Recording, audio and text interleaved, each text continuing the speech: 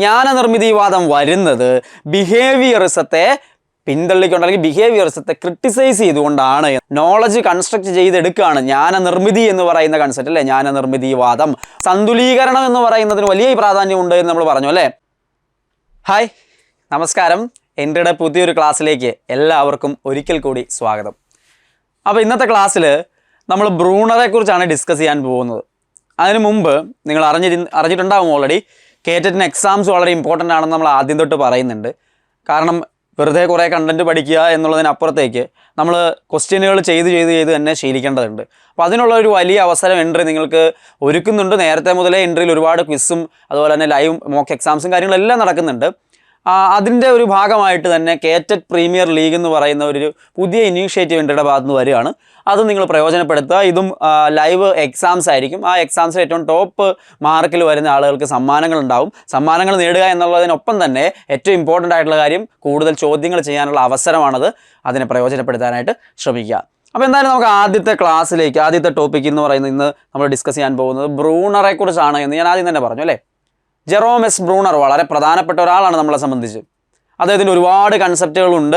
അതിന് ഡീറ്റെയിൽ ആയിട്ട് തന്നെ നമ്മൾ ഇന്നത്തെ ക്ലാസ്സിൽ വിലയിരുത്തും. അതിന് മുമ്പായിട്ട് നമുക്ക് കുറച്ച് ചോദ്യങ്ങൾ ആസ് യൂഷ്വൽ നമ്മൾ ചെയ്യുന്നത് പോലെ ബ്രൂണറിൽ നിന്ന് ഇതിന് മുമ്പത്തെ വർഷങ്ങളിൽ വന്നിട്ടുള്ള ചോദ്യങ്ങളും അതുപോലെ തന്നെ മോഡൽ ചോദ്യങ്ങളും ഒക്കെ ഒന്ന് ആദ്യം കാണാം. അതിനുശേഷം നമുക്ക് ഡീറ്റെയിൽ ആയിട്ട് അദ്ദേഹത്തിൻ്റെ കോൺട്രിബ്യൂഷൻസിനെ കുറിച്ചും അദ്ദേഹത്തിൻ്റെ തിയറീസിനെ കുറിച്ചൊക്കെ ഡിസ്കസ് ചെയ്യാവുന്നതാണ്. അപ്പോൾ ആദ്യത്തെ ചോദ്യം നോക്കൂ. ബ്രൂണറുടെ അഭിപ്രായത്തിൽ ആശയ രൂപീകരണം നടക്കുന്നത് എത്ര ഘട്ടങ്ങളിലൂടെയാണ്? അപ്പോൾ ആശയ രൂപീകരണം നടക്കുന്ന ഘട്ടങ്ങളെ ബ്രൂണർ എത്രയായിട്ടാണ് തിരിച്ചിരിക്കുന്നത് എന്നുള്ളതാണ് അടുത്ത ചോദ്യം. ബ്രൂണറും സ്കിന്നറും പിയാഷയും ഒക്കെ പഠിക്കുമ്പോൾ പരസ്പരം അങ്ങോട്ടും ഇങ്ങോട്ടും മാറിപ്പോകാനുള്ള വലിയൊരു സാധ്യത അവിടെ നിൽക്കുന്നുണ്ട്. അതുകൊണ്ട് ഒരിക്കലും തെറ്റിക്കരുത്. ഏതാണ് ശരിയായിട്ടുള്ള ആൻസർ? 3 എന്നുള്ളതാണ്. ഓപ്ഷൻ ബി ആണ് ശരിയായിട്ടുള്ള ആൻസർ അല്ലേ. 3 ഇതായിട്ടാണ് തിരിക്കുന്നത്. ആശയ രൂപീകരണം നടക്കുന്നത് എത്ര ഘട്ടത്തിലൂടെയാണെന്ന് ചോദിച്ചാൽ 3 ഘട്ടത്തിലൂടെയാണ് എന്നുള്ളത് അവിടെ മനസ്സിലാക്കണം. വളരെ ഇമ്പോർട്ടൻ്റ് ആയിട്ടുള്ള ഒരു കാര്യമാണ്. ഓപ്ഷൻ ബി ആണ് ശരിയായിട്ടുള്ള ആൻസർ ആയിട്ട് അവിടെ വരിക. ദെൻ അടുത്ത ചോദ്യം. ആശയദാന മാതൃക കോൺസെപ്റ്റ് അറ്റൈൻമെൻറ്റ് മോഡൽ ആരുമായി ബന്ധപ്പെട്ടതാണ്? ആശയദാന മാതൃക ആരുമായി ബന്ധപ്പെട്ടതാണ്? ആരെക്കുറിച്ചാണോ പറയാൻ പോകുന്നത് അയാളുമായി ബന്ധപ്പെട്ടത് തന്നെയാണ്. അതുകൊണ്ട് ഇവിടെ തെറ്റിക്കേണ്ട ഒരു കാര്യവുമില്ല. ബ്രൂണറാണ്. വിഗോസ്കിയുടെയും പിയാഷയുടെയും ഗാഗ്നയുടെയും ഒക്കെ കോൺട്രിബ്യൂഷൻസ് എന്താണെന്ന് നിങ്ങൾക്കറിയാം. അറിയില്ലെങ്കിൽ അത് പഠിക്കണം. ഇവരെ ഓരോരുത്തരെ കുറിച്ചുള്ള കാര്യങ്ങൾ ചോദിക്കാറുണ്ട്. ഇതൊക്കെ പ്രീവിയസ് ഇയർ ചോദ്യമാണ്. ഇതിനു മുമ്പ് ചോദിച്ചിട്ടുള്ളതാണ്. ആശയദാന മാതൃക എന്നുള്ള പേര് കാണുമ്പോൾ തന്നെ ബ്രൂണറിൻ്റെ പേരിലേക്ക് നിങ്ങളുടെ മെമ്മറി കടന്നു വരേണ്ടതാണ്. ദെൻ അടുത്ത് നോക്കൂ. ആശയദാന മാതൃക അഥവാ കോൺസെപ്റ്റ് അറ്റൈൻമെൻറ്റ് മോഡൽ എന്ന് പറയുന്നത്, ആശയദാന മാതൃക അഥവാ കോൺസെപ്റ്റ് അറ്റൈൻമെൻറ്റ് മോഡൽ പ്രകാരം ആശയ രൂപീകരണത്തിൻ്റെ ശരിയായ ക്രമം ഏത് എന്നുള്ളതാണ്. വളരെ പ്രധാനപ്പെട്ട ഒരു ചോദ്യമാണ്. നമുക്ക് പ്രതീക്ഷിക്കാം ഇത്തരത്തിലുള്ള ഓർഡറിൽ ചോദിക്കാറുണ്ട്. നിരീക്ഷണം, താരതമ്യം, തരംതിരിക്കൽ, നിഗമനത്തിലെത്തൽ. താരതമ്യം, തരംതിരിക്കൽ, നിരീക്ഷണം, നിഗമനത്തിലെത്തൽ. തരംതിരിക്കൽ, നിരീക്ഷണം, താരതമ്യം, നിഗമനത്തിലെത്തൽ. താരതമ്യം, നിരീക്ഷണം, തരംതിരിക്കൽ, നിഗമനത്തിലെത്തൽ. ആശയദാന മാതൃക പ്രകാരം ആശയ രൂപീകരണത്തിന് ഒരു ഓർഡർ ഉണ്ട്. അതിൽ ശരിയായ ഓർഡർ ഏതാണ് എന്ന് നിങ്ങളൊന്ന് ആലോചിച്ച് കണ്ടുപിടിച്ച് നോക്കിയേ. ശരിയായ ഒരു ഓർഡർ കൃത്യമായിട്ട് നമുക്ക് പഠിക്കേണ്ടതായിട്ടുണ്ട്. അതേതാണ്? ഓപ്ഷൻ എ ആണ്. ആദ്യം നിരീക്ഷണം, പിന്നെ താരതമ്യം, പിന്നെ തരംതിരിക്കൽ, പിന്നെ നിഗമനത്തിലെത്തിച്ചേരൽ. ആ ഒരു ഓർഡറിലാണ് ആശയ രൂപീകരണം നടക്കുന്നതെന്നാണ് ബ്രൂണറുടെ ആശയദാന മാതൃകയിൽ പറയുന്നത്. നമുക്ക് ഡീറ്റെയിൽ ആയിട്ട് തന്നെ അതിനെക്കുറിച്ച് ഡിസ്കസ് ചെയ്യാനായിട്ടുണ്ട്. കണ്ടെത്തൽ പഠനം എന്ന ആശയം മുന്നോട്ട് വെച്ചത് ആരാണ്? കണ്ടെത്തൽ പഠനം, ഡിസ്കവറി ലേണിംഗ് എന്ന് പറയുന്ന ആശയത്തെ നമ്മുടെ മുമ്പിലേക്ക് അവതരിപ്പിച്ച ആൾ വിഗോസ്കി, ബ്രൂണർ, പിയാഷെ, ഗാഗ്നെ. ആശയദാന മാതൃക, കണ്ടെത്തൽ പഠനം, ഇതൊക്കെ ആരുമായി ബന്ധപ്പെട്ടതാ? ബ്രൂണറാണ്. സ്വന്തം ബ്രൂണറിനെ മറക്കരുത്. ഇതെല്ലാം ചോദിക്കാനുള്ള സാധ്യത വളരെ വളരെ കൂടുതലാണ്. ഈ ഒരു കൺസെപ്റ്റിൻ്റെ ഒക്കെ പേര് കാണുമ്പോൾ തന്നെ ആ ആളുടെ പേര് കൂടി നമ്മൾ മനസ്സിലേക്ക് കൊണ്ടുവരേണ്ടതായിട്ടുണ്ട്. വൈജ്ഞാനിക പഠനം അല്ലേ. ബ്രൂണർ എന്ന് പറയുന്ന ഒരു സൈക്കോളജിസ്റ്റ് നമുക്ക് ഏറ്റവും കൂടുതൽ കോൺട്രിബ്യൂഷൻ നൽകുന്നത് വൈജ്ഞാനിക പഠനവുമായിട്ട് ബന്ധപ്പെട്ട കാര്യങ്ങളാണ്. അതിൽ പിയാഷയുണ്ട്, ബ്രൂണറുണ്ട്, വിഗോസ്കി ഉണ്ട്. അപ്പം പിയാഷയും വൈഗോസ്കിയും വളരെ ഡീറ്റെയിൽ ആയിട്ട് സെപ്പറേറ്റ് ആയിട്ട് നമ്മൾ ഡീറ്റെയിൽ ആയിട്ട് തന്നെ ഡിസ്കസ് ചെയ്തിട്ടുണ്ട് ഇതിനു മുമ്പ്. ആ പരമായിട്ടുള്ള വൈജ്ഞാനിക പഠനങ്ങളുടെ ഭാഗം അതിനകത്ത് നമ്മൾ ഡിസ്കസ് ചെയ്തിട്ടുണ്ട്. അതിനെക്കുറിച്ച് നിങ്ങൾ ഓൾറെഡി കണ്ടിട്ടുള്ളതാണ്. ഇവിടെ നമ്മൾ പറയാൻ പോകുന്നത് ബ്രൂണർ ഈ മേഖലയിൽ എന്ത് കോൺട്രിബ്യൂട്ട് ചെയ്തു എന്നുള്ളതാണ്. അതിനു മുമ്പ് ഈ വൈജ്ഞാനിക പഠനത്തിന് എന്താണ് ഇവർ ചെയ്തത്, എന്തിനാണ് ഇവർ ഇമ്പോർട്ടൻസ് കൊടുത്തത് എന്നുള്ള കാര്യങ്ങളെക്കുറിച്ച് നമുക്കൊന്ന് നോക്കാം. ആ കാര്യങ്ങളാണ് ആദ്യ ഭാഗത്ത് അവിടെ കൊടുത്തിട്ടുള്ളത്. അപ്പോൾ നമുക്ക് ബാഹ്യ ചോദകങ്ങളെ ആവശ്യാനുസരണം നിയന്ത്രിച്ചുകൊണ്ട് പഠിതാവിൻ്റെ വ്യവഹാരങ്ങളെ ഉദ്ദേശാനുസരണം മാറ്റിയെടുക്കാം എന്ന വ്യവഹാരവാദ പഠന സങ്കല്പത്തെ അപ്പാടെ മാറ്റി നിർത്തിയാണ് ജ്ഞാനനിർമ്മിതിവാദം.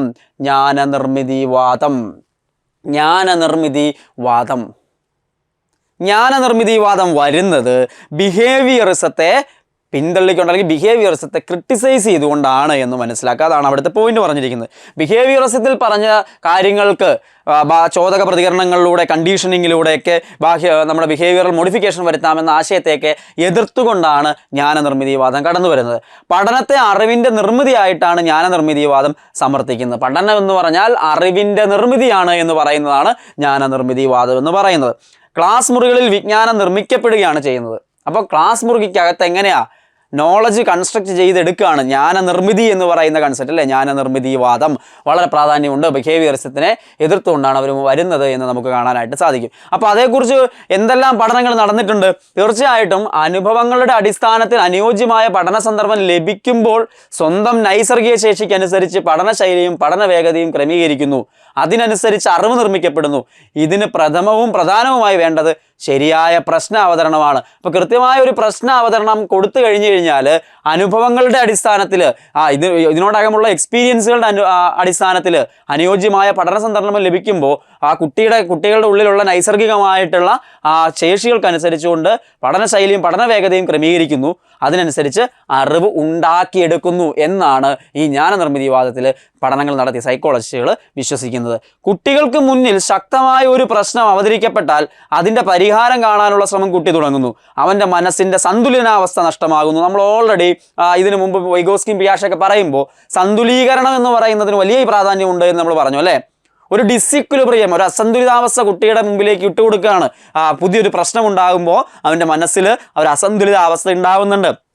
അതിനെ സന്തുലിതമാക്കാനായിട്ട് അവൻ ശ്രമം നടത്തും. ആ പ്രോബ്ലത്തെ സോൾവ് ചെയ്തുകൊണ്ട് അതിനെ സന്തുലിതമാക്കാനുള്ള ശ്രമം നടത്തും.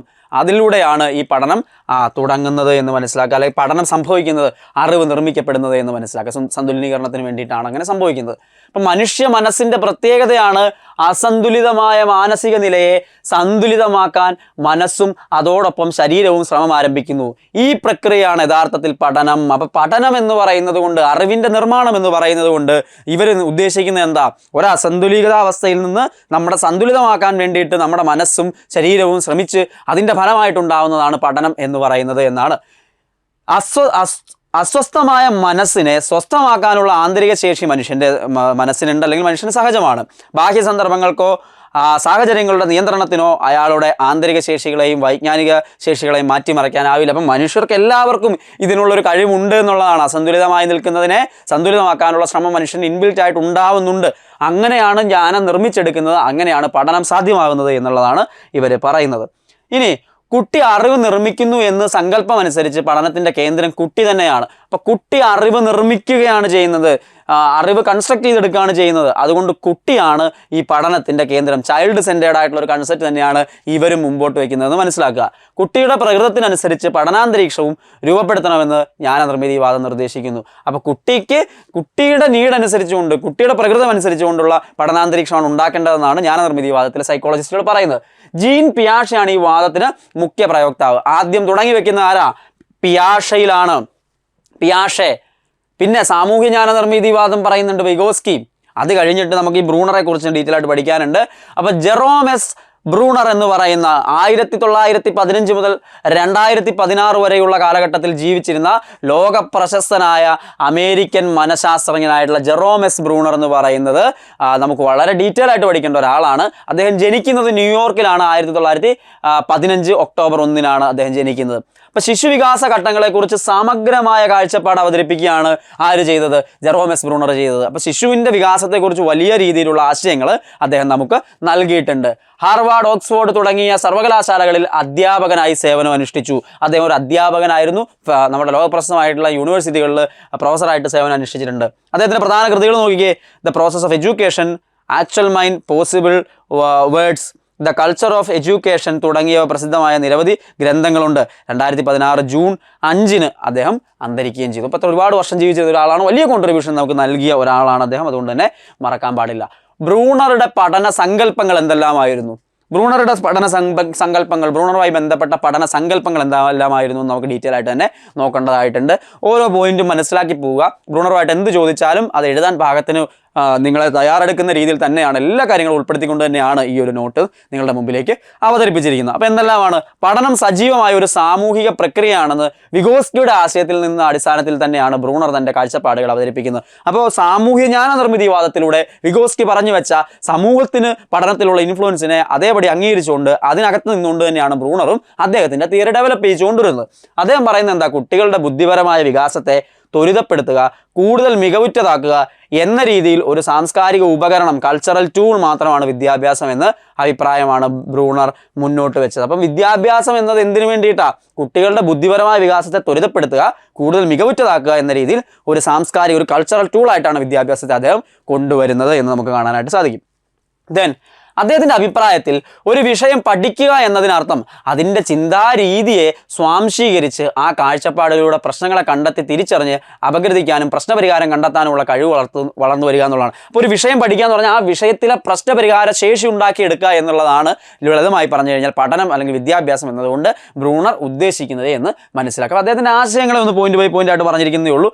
എന്താണെന്നുള്ള ആശയം മനസ്സിലാക്കിയാൽ മതി. ഒരു സ്പെസിഫിക് പോയിന്റ് ആയിട്ട് ഒരു ചോദ്യം വരാനൊന്നും അതിനകത്തുനിന്നില്ല. കൺസെപ്റ്റ് അറിഞ്ഞാൽ മാത്രമേ മുമ്പോട്ട് നമുക്ക് പഠിക്കാനായിട്ട് സാധിക്കത്തുള്ളൂ എന്നുള്ളതാണ്. കുട്ടികളുടെ വികാസ ഘട്ടങ്ങൾക്കനുസരിച്ച് സാംസ്കാരിക അറിവ് വിവർത്തനം ചെയ്യപ്പെടണം. കൂടുതൽ അനുഭവ സമ്പത്തുള്ള അധ്യാപകനും അനുഭവ സമ്പത്ത് കുറഞ്ഞ കുട്ടികളും തമ്മിലുള്ള പരസ്പര വിനിമയത്തിലൂടെ കുട്ടികൾക്ക് കൂടുതൽ നേരിനോടടുത്ത് വരുന്ന ചിത്രമാണ് ബ്രൂണർ അവതരിപ്പിക്കുന്നത്. അപ്പോൾ ബ്രൂണർ പറഞ്ഞു വെക്കുന്നത് അറിവുള്ള അധ്യാപകനും അറിവ് കുറഞ്ഞ വിദ്യാർത്ഥിയും തമ്മിലുള്ള ഇടപെടലിലൂടെ വിദ്യാർത്ഥിയിൽ അറിവിൻ്റെ നിർമ്മാണം സംഭവിക്കണം എന്നുള്ളതാണ്. ഇത് തന്നെയാണല്ലോ നമ്മൾ ത്രൂ ഔട്ട് ഈ ഒരു ജ്ഞാനനിർമ്മിതിവാദത്തിൻ്റെ ആശയമായിട്ട് പറഞ്ഞുകൊണ്ടിരിക്കുന്നതും. അപ്പോൾ അത്തരത്തിലുള്ള ബേസിക് ആയിട്ടുള്ള കാര്യങ്ങൾ മനസ്സിലാക്കുക.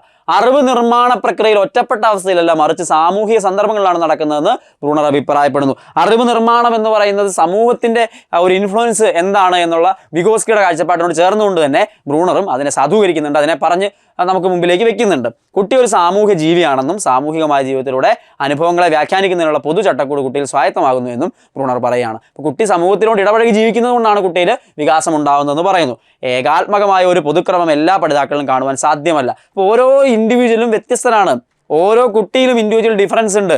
അതനുസരിച്ചുകൊണ്ട് വ്യത്യാസം അവരിൽ ഉണ്ടാവും എന്നുള്ള ഒരു ആശയം കൂടി അവിടെ നമ്മൾ ഓർത്തിരിക്കേണ്ടതുണ്ട്. ഇനിയും ഓരോ വ്യക്തിയുടെയും സാധ്യതകളുടെ പരമാവധി നിർണ്ണയിക്കുന്നത് മുന്നനുഭവങ്ങൾ, വികാസഘട്ടങ്ങൾ, പഠന സാമഗ്രികളുടെ സ്വഭാവം, വ്യക്തി വ്യത്യാസം എന്നിവയാണ് എന്നുകൂടി ആര് പറയാണ്? ബ്രൂണർ പറയുകയാണ്. അപ്പോൾ ഓരോ കാര്യങ്ങളും ഈ പറഞ്ഞിരിക്കുന്ന മുന്നനുഭവങ്ങളും വികാസഘട്ടങ്ങളും പഠന സാമഗ്രികളുടെ സ്വഭാവവും വ്യക്തി വ്യത്യാസവും ഒക്കെ ഓരോ കുട്ടിയുടെയും സാധ്യതകളുടെ പരമാവധിയിലേക്ക് എത്തിക്കുന്നതിൽ സവിശേഷമായ പങ്ക് വഹിക്കുന്നുണ്ട് എന്നുകൂടി ഓർത്തിരിക്കുക. കുട്ടികളും അധ്യാപകരും നടത്തുന്ന കൂട്ടായ ചർച്ചകളും സംവാദങ്ങളും പഠനത്തിന് അനുപേക്ഷികമാണ്. കുട്ടികളുടെ നിലവിലുള്ള ധാരണകൾക്ക് അനുയോജ്യമായ രീതിയിൽ ചിട്ടപ്പെടുത്തിയ പഠന പ്രവർത്തനങ്ങളാണ് അഭികാമ്യം. ഇത് പുതിയ അറിവിൻ്റെ സ്വാംശീകരണം സുഗമമാക്കും. ഇപ്പോൾ ജനറൽ ആയിട്ടുള്ള ആശയങ്ങളേ ഉള്ളൂ. കുട്ടിയും അധ്യാപകർക്കും ഇടയിലുള്ള ആ ഒരു സംവാദാത്മക പഠനം അല്ലെങ്കിൽ കൊടുക്കൽ വാങ്ങലുകൾ സംഭവിക്കുമ്പോഴാണ് പഠനം കാര്യക്ഷമമാകുന്നത്, മികവുറ്റതാകുന്നത് എന്ന് ബ്രൂണറും പറഞ്ഞു വെക്കുന്നു. അപ്പോൾ ഇതുവരെ നമ്മൾ പറഞ്ഞത് ബ്രൂണറുടെ ബേസിക് ആയിട്ടുള്ള ആശയങ്ങൾ എന്തായിരുന്നു? ജ്ഞാനനിർമ്മിതിവാദത്തിൽ പിയാഷയ്ക്കും വൈഗോസ്കിക്കും ഒപ്പം ബ്രൂണറും എന്തെല്ലാം കാഴ്ചപ്പാടുകളോടെയാണ് മുമ്പോട്ട് പോയത് എന്നുള്ളതിനെക്കുറിച്ചാണ്. ജനറലായിട്ട് അറിഞ്ഞിരിക്കേണ്ട കുറച്ച് കാര്യങ്ങൾ മാത്രമേ ഇപ്പോൾ പറഞ്ഞിട്ടുള്ളൂ. പക്ഷേ ഇനി നമ്മൾ പറയാൻ പോകുന്നത് ബ്രൂണർ പറഞ്ഞ പ്രധാനപ്പെട്ട പോയിന്റുകളാണ്, ചോദ്യങ്ങളുടെ ഒരു സോഴ്സാണ്, കലവറയാണ് ഇനി വരാൻ പോകുന്നത്. അപ്പോൾ ബ്രൂണറുടെ ആശയ രൂപീകരണ പ്രക്രിയയെ ബ്രൂണർ എത്ര ഘട്ടങ്ങളായിട്ട് തിരിച്ചിരിക്കുന്നു എന്നുള്ള ആദ്യത്തെ ചോദ്യം നിങ്ങൾ കണ്ടിരുന്നു. ബ്രൂണർ ഇതിനെ 3 ഘട്ടങ്ങളായിട്ടാണ് തിരിക്കുന്നതെന്ന് പറഞ്ഞു. ആ 3 ഘട്ടങ്ങൾ ഏതെല്ലാമെന്ന് ആദ്യം നോക്കണം. പിയാഷയുടെ സ്റ്റേജസ് ഓഫ് ഡെവലപ്മെൻറ്റുമായിട്ട് ഇത് മാറിപ്പോരുത്. അത് 4 ഉണ്ടായിരുന്നു. അതിലെ പേരുകളൊക്കെ അറിഞ്ഞിരിക്കണം. ഇവിടെ ആശയ രൂപീകരണ പ്രക്രിയയെ പ്രവർത്തന ഘട്ടം അഥവാ എനാക്റ്റീവ് സ്റ്റേജ്, ഇത് ഇപ്പുറത്ത് വരേണ്ടതാണ്, ഇനാക്റ്റീവ് സ്റ്റേജ്, ബിംബന ഘട്ടം അഥവാ ഐക്കോണിക് സ്റ്റേജ്, പ്രതിരൂപാത്മക ഘട്ടം അഥവാ സിംബോളിക് സ്റ്റേജ്. പ്രവർത്തന ഘട്ടമാണ് ഇനാക്റ്റീവ് സ്റ്റേജ്, ബിംബന ഘട്ടമാണ് ഐക്കോണിക് സ്റ്റേജ്, പ്രതിരൂപാത്മക ഘട്ടമാണ് സിംബോളിക് സ്റ്റേജ്. 3 പേരുകൾ ഓർത്തിരിക്കണം. ഇത് തന്നെ ചോദ്യം, എന്തോരം ചോദ്യങ്ങൾ അവിടെ നിന്ന് ചോദിക്കാം. പ്രവർത്തനഘട്ടം, ബിംബനഘട്ടം, പ്രതിരൂപാത്മഘട്ടം. ഇതിനു മുമ്പത്തെ ഒരു ചോദ്യത്തിൽ ബിംബനഘട്ടം ഓപ്ഷനിൽ കൊണ്ടിട്ടിട്ട് പിയാഷയുടെ സ്റ്റേജസിൽ പെടാത്തതേത് എന്ന് ചോദിച്ചിട്ടുണ്ടായിരുന്നു. അപ്പോൾ ബിംബനഘട്ടം ആരുടെയാണെന്ന് അറിഞ്ഞാലേ അത് എഴുതാൻ പറ്റുള്ളൂ. അപ്പോൾ കൃത്യമായിട്ട് അറിഞ്ഞിരിക്കണം ഈ പേരുകൾ. പ്രവർത്തനഘട്ടം, ബിംബനഘട്ടം, പ്രതിരൂപാത്മഘട്ടമാണ് 3 ഘട്ടങ്ങളായിട്ട് ആശയ രൂപീകരണ പ്രക്രിയയിൽ ബ്രൂണർ തിരിക്കുന്നത്. ഓരോ ഘട്ടത്തിൻ്റെയും പ്രത്യേകത എന്താണ് എന്നുള്ളതിനെക്കുറിച്ച് നമുക്കൊന്ന് വിശദമായിട്ട് തന്നെ നോക്കാം. ഒന്നാമത് നോക്കൂ, പ്രവർത്തനഘട്ടം.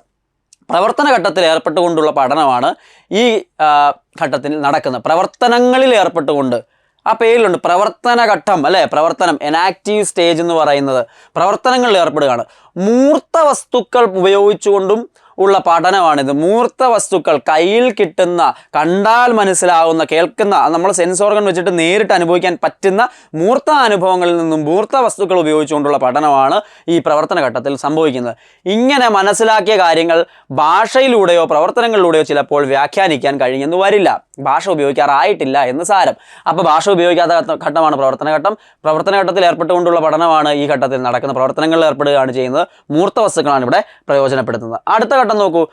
ഏതൊരു ആശയത്തിൻ്റെയും പ്രാഥമിക തലം പ്രവർത്തനത്തിൻ്റെതാണ് എന്നതിനാണ് ബ്രൂണറുടെ അഭിപ്രായം. പ്രവർത്തനത്തിലൂടെയാണ് ഏതൊരാശയവും മനസ്സിലാക്കാൻ തുടങ്ങുന്നത്. ആദ്യത്തെ ഘട്ടം പ്രവർത്തനത്തിലൂടെയാണ്. അതാണ് പ്രവർത്തന ഘട്ടം എന്നത് ആദ്യമായിട്ട് തന്നെ ബ്രൂണർ കൊടുത്തിരിക്കുന്നതിൻ്റെ കാരണം. ഇപ്പോൾ ജസ്റ്റ് മനസ്സിലാക്കിയിരിക്കുക. രണ്ടാമത്തെ ഘട്ടത്തിലേക്ക് വന്നു കഴിഞ്ഞാൽ ബിംബന ഘട്ടമാണ്. ബിംബന ഘട്ടം, ഐക്കോണിക് സ്റ്റേജ്. ഇവിടെ പ്രവർത്തനങ്ങളെക്കാൾ ഉപരി അനുഭവങ്ങളെ അല്ലെങ്കിൽ സംഭവങ്ങളെ, വസ്തുക്കളെയൊക്കെ ബിംബങ്ങളുടെ രൂപത്തിൽ ഐക്കണുകളായിട്ട് മനസ്സിലാക്കി സൂക്ഷിക്കുകയാണ് ചെയ്യുന്നത്. അപ്പോൾ എന്താ, നമ്മൾ പ്രവർത്തനത്തിൽ നിന്ന് മാറിയിട്ട് അനുഭവങ്ങളോ സംഭവങ്ങൾ വസ്തുക്കളെയൊക്കെ ബിംബങ്ങളുടെ രൂപത്തിൽ മനസ്സിലാക്കി സൂക്ഷിക്കുന്നത് ഘട്ടമാണ് ബിംബന ഘട്ടം. ഐക്കണുകളായി ബിംബങ്ങളായിട്ട് സൂക്ഷിക്കുന്നു. ദെൻ പ്രതിരൂപാത്മക ഘട്ടം, സിംബോളിക് സ്റ്റേജ്. ഉയർന്ന തലത്തിലുള്ള ആശയരൂപീകരണം നടക്കുന്ന ഘട്ടമാണ് സിംബോളിക് സ്റ്റേജ് എന്ന് പറയുന്നത്. ഈ ഘട്ടത്തിലാണ് അമൂർത്ത ആശയങ്ങൾ രൂപീകരിക്കുന്നത്. ഇതിനായി പ്രതീകങ്ങൾ, ചിഹ്നങ്ങൾ, ഭാഷ തുടങ്ങിയവ ഉപയോഗിക്കുന്നു. അപ്പം നോക്കിക്കേ, ഉയർന്ന തലത്തിലുള്ള ആശയരൂപീകരണം നടക്കുന്ന ഘട്ടം ഏതാണെന്ന് ചോദിച്ചാൽ അത് പ്രതിരൂപാത്മക ഘട്ടം അഥവാ സിംബോളിക് സ്റ്റേജ് ആണ്. അതേപോലെ തന്നെ അമൂർത്തമായിട്ടുള്ള, മൂർത്തം മാറി അമൂർത്തമായി വന്നു നമ്മൾ മനസ്സുകൊണ്ട് ചിന്തിച്ചെടുക്കാൻ പറ്റുന്ന, മുമ്പിൽ കാണാത്ത അബ്സ്ട്രാക്റ്റ് ആയിട്ടുള്ള കൺസെപ്റ്റുകളെയും കൂടി മനസ്സിലാക്കാൻ പറ്റുന്ന രീതിയിൽ അമൂർത്ത ആശയങ്ങൾ രൂപീകരിക്കുന്നത് ഏത് ഘട്ടത്തിലാണ്? നമ്മുടെ ബ്രൂണർ പ്രകാരം ഏത് ഘട്ടത്തിലാണെന്ന് ചോദിച്ചാൽ പ്രതിരൂപാത്മക ഘട്ടമാണ്. അതുപോലെ പ്രതീകങ്ങളും ചിഹ്നങ്ങളും ഭാഷ തുടങ്ങിയ ഉപയോഗിക്കുന്നുണ്ട് ഈ ഘട്ടത്തിൽ നിന്ന് മനസ്സിലാക്കുക. ഇനി മേൽ സൂചിപ്പിച്ച ഘട്ടങ്ങളിലൂടെയാണ് കുട്ടിയുടെ ആശയരൂപീകരണം നടക്കുന്നത്. മൂർത്ത വസ്തുക്കൾ ആദ്യവും ചിത്രങ്ങളും രൂപങ്ങളും അടങ്ങിയ അർദ്ധമൂർത്ത വസ്തുക്കൾ അതിനുശേഷവും തുടർന്ന് അമൂർത്ത വസ്തുക്കളും എന്ന ക്രമത്തിൽ പഠനാനുഭവങ്ങൾ ഒരുക്കുകയാണെങ്കിൽ ആശയരൂപീകരണം കൂടുതൽ ദൃഢമാകും. അപ്പം നോക്കിക്കേ, നമ്മൾ അവിടെ പറഞ്ഞു മൂർത്ത വസ്തുക്കൾ ആദ്യം, പ്രവർത്തന ഘട്ടത്തിൽ മൂർത്ത വസ്തുക്കൾ, ദെൻ ബിംബന ഘട്ടത്തിൽ ചിത്രങ്ങളും രൂപങ്ങളും, അതിനുശേഷം അർദ്ധമൂർത്ത വസ്തുക്കളാണ് ചിത്രങ്ങളും രൂപങ്ങളും എങ്കിൽ അതിനുശേഷം അമൂർത്ത വസ്തുക്കളെ കൊടുത്തുകൊണ്ടുള്ള അവസാനത്തെ സ്റ്റേജ് നമ്മൾ പറഞ്ഞു അല്ലേ. അപ്പം നോക്കുക, ഒന്നുകൂടി ആ പേരുകളിലേക്ക് നമുക്കൊന്ന് വരാം. നിങ്ങൾ ആ പേരുകൾ നിർബന്ധമായിട്ട് അറിഞ്ഞിരിക്കണം. പ്രവർത്തനഘട്ടം, ബിംബനഘട്ടം, പ്രതിരൂപാത്മകഘട്ടം. ഒരു കാരണവശാലും അത് മറന്നു പോകരുത്. പ്രവർത്തനഘട്ടം, ബിംബനഘട്ടം, പ്രതിരൂപാത്മകഘട്ടം എന്നിവയാണ് നമ്മൾ പ്രാധാന്യത്തോടുകൂടി പഠിക്കേണ്ട ബ്രൂണറുടെ ഘട്ടങ്ങൾ. ഓരോന്നിൻ്റെയും സവിശേഷത എന്താണ് എന്നും പറഞ്ഞു. ഇനി ബ്രൂണറുമായിട്ട് ബന്ധപ്പെട്ട പ്രധാനപ്പെട്ട കാര്യമാണ് സ്പൈറലിംഗ് അല്ലെങ്കിൽ ചാക്രികാരോഹണ രീതി ആരുമായി ബന്ധപ്പെട്ടതാണ് എന്നൊരു ചോദ്യം ചോദിച്ചിട്ടുണ്ട് ഇതിനു മുമ്പ്, ഇനിയും ചോദിക്കാം. അത് പാഠ്യപദ്ധതി ചാക്രികാരോഹണ രീതി സർപ്പിള രീതിയിൽ ചിട്ടപ്പെടുത്തണമെന്ന് ബ്രൂണർ സിദ്ധാന്തിക്കുന്നു. സർപ്പിള രീതി, ചാക്രികാരോഹണ രീതി, അതായത് പഠിക്കുന്ന ഒരു കാര്യം വീണ്ടും വീണ്ടും ആഴം കൂട്ടി ഓരോ ലെവൽ വരുമ്പോൾ വീണ്ടും വർദ്ധിപ്പിച്ചെടുക്കുന്ന രീതി. ഇപ്പം വെള്ളം എന്ന് പറയുന്ന ഒരു ആശയം, ആ ആശയത്തെ നമ്മൾ ബേസിക്കായിട്ട് നമ്മുടെ ജീവിതത്തിൽ കുടിക്കാൻ ഉപയോഗിക്കുന്നതിനെക്കുറിച്ചും അതിൻ്റെ പ്രാധാന്യത്തെക്കുറിച്ചും, കടൽ വെള്ളത്തെക്കുറിച്ചും, ശുദ്ധജലവും അതിൻ്റെ പ്രാധാന്യത്തെക്കുറിച്ചും, ജലത്തിനെ എങ്ങനെയാണ് ജീവജാലങ്ങൾ ഉപയോഗപ്പെടുത്തുന്നത്, അങ്ങനെ എന്തോരം കാര്യങ്ങൾ ഇതിനകത്ത് പഠിക്കാനുണ്ടല്ലേ. അപ്പോൾ ആദ്യം ജലം എന്താണ്, പിന്നെ അതിൻ്റെ ഓരോ ഘട്ടത്തിലും അതിനെ ജലം എന്ന് പറയുന്ന ഒരു ആശയം തന്നെ കൂടുതൽ കാര്യങ്ങൾ ചേർത്തുകൊണ്ട് വലുതാക്കി കൊണ്ടുവരിക. സ്പൈറൽ എന്ന് പറഞ്ഞാൽ തന്നെ അതല്ലേ വലുതായി വരുവാണ്. അപ്പോൾ ആ രീതിയിലുള്ള സർപ്പിള രീതി അല്ലെങ്കിൽ പാഠ്യപദ്ധതിയിൽ ചാക്രികാരോഹണ രീതി ചിട്ടപ്പെടുത്തണമെന്ന് പറഞ്ഞ ആ ഒരു സൈക്കോളജിസ്റ്റ് ആയിരുന്നു ജെറോം എസ് ബ്രൂണർ എന്ന് മനസ്സിലാക്കുക. സ്വാഭാവികമായ ഒരു പഠന രീതിയാണിത്. നേടിയ അറിവിന്മേൽ നിരന്തരം പുതിയ അറിവ് ചേർത്ത് കൂടുതൽ ആഴത്തിലേക്കും വ്യാപ്തിയിലേക്കും പോകുക എന്നതാണ് ഈ പഠന രീതി കൊണ്ട് അർത്ഥമാക്കുന്നത്. ഞാൻ പറഞ്ഞു അല്ലേ, ഒരു കാര്യം വീണ്ടും ആഴത്തിൽ പഠിച്ച് വീണ്ടും വലുതാക്കി എടുക്കുന്നതാണ് ചാക്രികാരോഹണ രീതി എന്ന് പറയുന്നത്. പക്ഷെ അത് കേവലം ആവർത്തനമല്ല, മറിച്ച് മുമ്പ് പഠിച്ച കാര്യങ്ങളെ ഉപയോഗപ്പെടുത്തിക്കൊണ്ട് കൂടുതൽ ആഴത്തിലുള്ള പഠനമാണ് ഇവിടെ സാധ്യമാകുന്നത്. അപ്പോൾ ഓൾറെഡി പഠിച്ച കാര്യങ്ങളിലേക്ക് പുതിയ കാര്യങ്ങൾ ആഡ് ചെയ്ത് കൊണ്ടുവരുന്ന ഒരു രീതിയാണ് പോകുന്നതെന്ന് നമുക്ക് മനസ്സിലാക്കാനായിട്ട് സാധിക്കും. ഏതൊരാശയവും നാം സ്വായത്തമാക്കുന്നത് അവയുമായി ബന്ധപ്പെട്ട അനുഭവങ്ങളുമായി പലതവണ സ്വാഭാവികമായി ഇടപെടുമ്പോഴാണ്. ഇത് ആശയരൂപീകരണത്തെ കൂടുതൽ സ്വാഭാവികവും അർത്ഥപൂർണവും ദൃഢവുമാക്കുന്നു. അപ്പോൾ ആശയരൂപീകരണത്തിൻ്റെ ഭാഗമായിട്ട് തന്നെ ആഴത്തിൽ ഒരു കാര്യത്തെ വീണ്ടും മനസ്സിലാക്കുമ്പോഴാണ് അത് നമ്മുടെ ഉള്ളിലേക്ക് തറയ്ക്കുക. അത് തന്നെയാണ് ഈ ചാക്രികാരോഹണ രീതിയിൽ ഉദ്ദേശിക്കുന്നുണ്ട്. ഒരാശയത്തെ പുതിയ അർത്ഥങ്ങളിലും ഭാവങ്ങളിലും വീണ്ടും കണ്ടുമുട്ടുന്ന രീതിയിലായിരിക്കണം പാഠ്യപദ്ധതി വികസിപ്പിക്കേണ്ടത് എന്ന് ബ്രൂണർ നിഷ്കർഷിക്കുന്നു. ഇത് തന്നെയാണ് ചാക്രികാരോഹണ രീതി. വളരെ പ്രാധാന്യത്തോടുകൂടി ആ പേര് ഓർത്തിരിക്കണം. ഇപ്പോൾ ഇവിടെ ഒരു എക്സാമ്പിൾ പറയുന്നുണ്ട്. ജന്തുക്കളുടെ ശാരീരിക പ്രത്യേകതകളും ആഹാര സമ്പാദനവും തമ്മിൽ ബന്ധപ്പെട്ടിരിക്കുന്നു എന്ന ആശയം ചാക്രികാരോഹണ രീതിയിൽ എങ്ങനെ അവതരിപ്പിക്കാമെന്ന് ഒരു പുസ്തകത്തിൽ കാണിച്ചു തരാം. നമ്മുടെ DLD ഒക്കെ ടെക്സ്റ്റ് ബുക്കിൽ എക്സാമ്പിൾ കൊടുത്തിരിക്കുന്ന ഇത് ജന്തുക്കളുണ്ട്. വിവിധ ജന്തുക്കളെ നിരീക്ഷിക്കുന്നു, പൊതുവായ സവിശേഷതകൾ കണ്ടെത്തുന്നു, അടുത്ത ഘട്ടത്തിൽ ജന്തുക്കളുടെ ശാരീരിക പ്രത്യേകതകൾ കണ്ടെത്തുന്നു, അതിനുശേഷം ആഹാര സമ്പാദന രീതികൾ തിരിച്ചറിയുന്നു, അതിനും ശേഷം ശാരീരിക പ്രത്യേകതകളും ആഹാര സമ്പാദന രീതി തമ്മിലുള്ള ബന്ധത്തെ കണ്ടെത്തുന്നു. അപ്പോൾ ആദ്യം ജന്തു എന്ന ഒരു ആശയമുണ്ട്, അത് കഴിഞ്ഞിട്ട് ജന്തുക്കളെ നിരീക്ഷിച്ച് നമ്മൾ പലതരം ജന്തുക്കളെ മനസ്സിലാക്കുന്നു, പൊതുവായ ജന്തുക്കളുടെ സവിശേഷത മനസ്സിലാക്കുന്നു, ശാരീരിക പ്രത്യേകത എന്താണെന്ന് വീണ്ടും ഒബ്സർവ് ചെയ്യുന്നു, അടുത്ത ഘട്ടത്തിൽ ആഹാര സമ്പാദന രീതി ഒബ്സർവ് ചെയ്യുന്നു, ഇത് തമ്മിലുള്ള ബന്ധം എന്താണെന്ന് അടുത്ത ഘട്ടത്തിൽ കണ്ടെത്തി മനസ്സിലാക്കുന്നു. അപ്പോൾ ഓരോ ഘട്ടത്തിലും ജന്തുക്കളെ കുറിച്ചാണ് പഠിക്കുന്നത്. പക്ഷേ ഓരോ ഘട്ടം കടക്കും തോറും അറിവിൻ്റെ തലം ആഴത്തിൽ വീണ്ടും വീണ്ടും കൂടി വന്ന് ഒരേ ആശയത്തെ വീണ്ടും വീണ്ടും വീണ്ടും ആവർത്തിച്ച് പഠിക്കുകയും ഡെപ്തിൽ പഠിക്കുകയും ചെയ്യുമ്പോൾ ചാക്രിക ആരോഹണ രീതി എന്ന് പറയുന്നത് എഫക്റ്റീവ് ആകുന്നു എന്ന് മനസ്സിലാക്കുക. അടുത്ത നോക്കൂ, കണ്ടെത്തൽ പഠനം. അപ്പോൾ ചാക്രിക ആരോഹണ രീതി എന്ന് പറയുന്ന ഒരു ആശയം നമ്മൾ പറഞ്ഞു. അടുത്തത് കണ്ടെത്തൽ പഠനമാണ്. ഡിസ്കവറി ലേണിംഗ് ആരുമായി ബന്ധപ്പെട്ടിരിക്കുന്നു? ചോദ്യം ചോദിച്ചിട്ടുണ്ടല്ലേ, ആരാണ്? അതും നമ്മളുടെ ജെറോം എസ് ബ്രൂണറാണ്. പഠിതാവ് സ്വയം കണ്ടെത്തുകയാണ്, ഡിസ്കവറിയാണ് അറിവ് എന്ന് പറയുന്നത്. അതാണ് അതിൻ്റെ ബേസിക് കോർ ആശയം എന്ന് പറയുന്നത്. പഠിതാവ് സ്വയം കണ്ടെത്തൽ രീതിയിലൂടെ പഠിക്കുക എന്നതാണ് ബ്രൂണർ അവതരിപ്പിച്ച കണ്ടെത്തൽ പഠനത്തിൻ്റെ ഉള്ളടക്കം എന്ന് പറയുന്നത്. സ്വയം കണ്ടെത്തൽ, അതാണ് അവിടെ സംഭവിക്കുന്നത്. ഇതിനായി കുട്ടികൾക്ക് നിരീക്ഷണം, തരംതിരിക്കൽ, അളക്കൽ, പ്രവചിക്കൽ, വിശദീകരിക്കൽ, നിഗമനത്തിലെത്തൽ തുടങ്ങിയ മാനസിക പ്രക്രിയകൾ ഉപയോഗിച്ച് പഠിക്കാൻ അവസരം നൽകും. എന്തൊക്കെയാണ് ആ കണ്ടെത്തൽ പഠനത്തിൽ? കുട്ടികൾക്ക് നിരീക്ഷണമുണ്ട്, തരംതിരിക്കലുണ്ട്, അളക്കലുണ്ട്, പ്രവചിക്കലുണ്ട്, വിശദീകരിക്കലുണ്ട്, നിഗമനത്തിലെത്തലുണ്ട്. ഇതെല്ലാം കൂടി ചേർത്തിട്ടാണ് കുട്ടിയിൽ അറിവ് നിർമ്മിച്ചെടുക്കുന്നത് എന്ന് മനസ്സിലാക്കുക. ദെൻ അതിനുശേഷം ഓർമ്മിക്കലിനെയും അഭിപ്രേരണയെയും, അതായത് റീറ്റൻഷൻ, മോട്ടിവേഷൻ, അതിനുശേഷം പഠനാന്തരണത്തെയും ട്രാൻസ്ഫർ ഓഫ് ലേണിങ്ങിനെയും പ്രശ്നപരിഹരണത്തെയും പ്രോബ്ലം സോൾവിനെയും സഹായിക്കുന്നത് കണ്ടെത്തൽ പഠനമാണ് എന്നുകൂടി നമ്മൾ ഓർത്തിരിക്കേണ്ടതുണ്ട്. അപ്പോൾ കണ്ടെത്തുക, കുട്ടി സ്വയം കണ്ടെത്തുന്നത് കണ്ടെത്തൽ പഠനം ജെറോം എസ് ബ്രൂണറുമായിട്ട് ബന്ധപ്പെട്ട ആശയമാണ് എന്നുള്ളത് മനസ്സിലാക്കണം. അടുത്ത, ഈ പഠന രീതിയിൽ പ്രകാരം കുട്ടികളുടെ മുമ്പാകെ പ്രശ്നാവതരണം നടത്തുകയാണ് വേണ്ടത്. അപ്പോൾ കുട്ടികൾക്ക് എന്ത് ചെയ്യുക?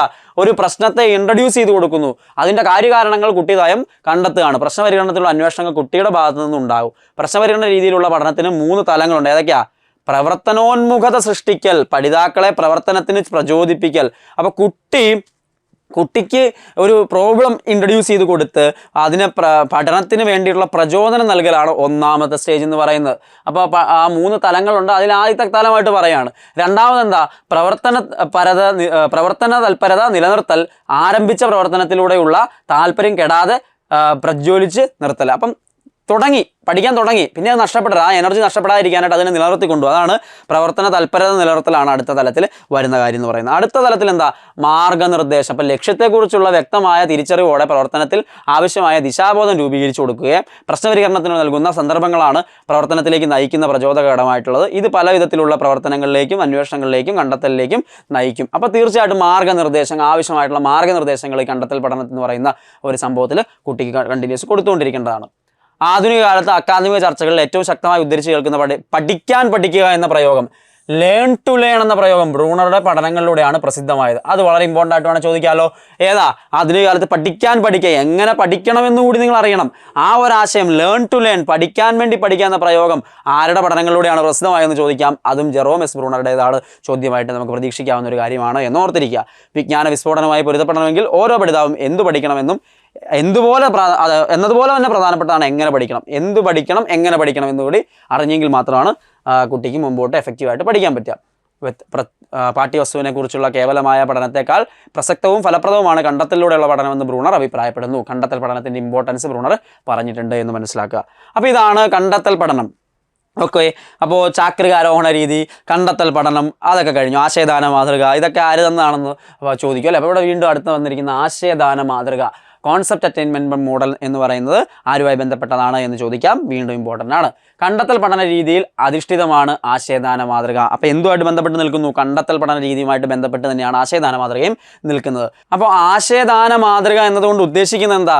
ആശയങ്ങൾ ഉൾക്കൊള്ളുന്നതിന് മികച്ച രീതിയിൽ കുട്ടികളിലേക്ക് എത്തിക്കുക, അതുപോലെ ഓരോ ഘട്ടത്തിലും വിവരങ്ങളെ സംഘടിതമാക്കി ഓരോ വികാസഘട്ടത്തിനും അനുയോജ്യമായ രീതിയിൽ കുട്ടിയിലേക്ക് ആശയങ്ങളെ അരിച്ചിറക്കി എത്തിക്കുക എന്നുള്ളത് തന്നെയാണ് കോൺസെപ്റ്റ് അറ്റൈൻമെൻറ്റ് മോഡലിൻ്റെ അടിസ്ഥാനമായിട്ട് വരുന്നത്.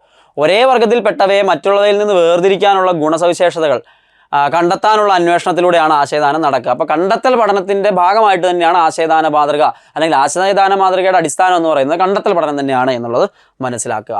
ഒരേ വർഗത്തിൽപ്പെടുത്താൻ കഴിയുന്ന പൊരുത്തമുള്ള ഉദാഹരണങ്ങളും പോസിറ്റീവ് എക്സാമ്പിളറുകളുണ്ട്. ഉൾപ്പെടുത്താനാവാത്ത വിരുദ്ധ സ്വഭാവമുള്ള ഉദാഹരണങ്ങളായിട്ടുള്ള നെഗറ്റീവ് എക്സാമ്പിളർ ഉണ്ട്.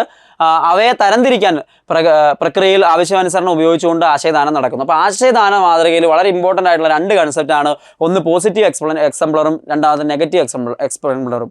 പൊരുത്തമുള്ള ഉദാഹരണങ്ങളും ഉൾപ്പെടുത്താനാവാത്ത വിരുദ്ധ സ്വഭാവമുള്ള നെഗറ്റീവ് എക്സംപ്ലറുകളും ഇതിനകത്ത് വരുന്നുണ്ട്. അപ്പോൾ നമ്മളൊരു കാര്യത്തെ കാണുന്നു, ഒരു കാര്യത്തെക്കുറിച്ച് പഠിക്കുന്നു, അതിനോട് ചേർത്ത് വെക്കാൻ പറ്റുന്ന ഉദാഹരണങ്ങളെ ചേർത്ത് വെക്കാൻ പറ്റുന്നതിനൊക്കെ നമ്മൾ വർഗീകരിച്ചെടുക്കുന്നു.